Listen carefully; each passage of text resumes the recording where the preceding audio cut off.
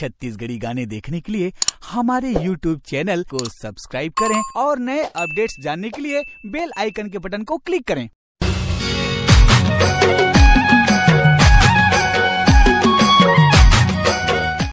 आजा रे दूरी रसगुल्ला खिला हूँ, मोर भुइया के बोली में तोला सिखा हूँ। कॉलेज में पढ़थस और करथस पढ़ाई नी, जाके एक बात तोर दाइला बता हूँ। अब बरसता हूँ कभू नी मना हूँ, मोर सारी घलो जानते मैं डीजे बजा हूँ। बस्तर के तू बस्तरिया स्वैग झंझे क्या कायो काजल मन करे से गोरी घायल। तेरी आँखियाँ कायो काजल मन करे से गोरी घायल।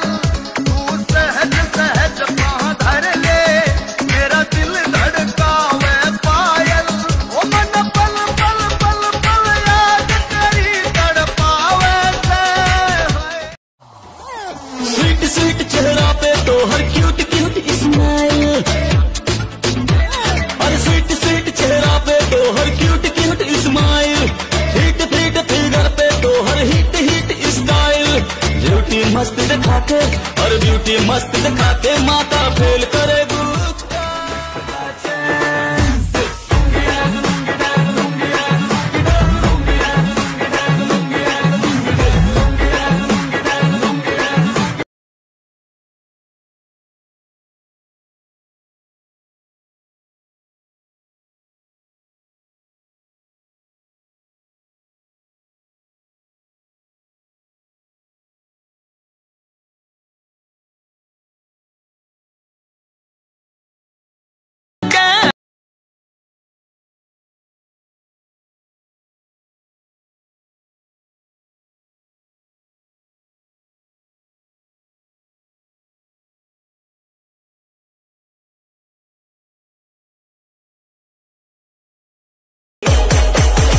हाय हाय रे बबली, हे पानी रे बबली पानी, क्यों मैं अंग अंग गोरा।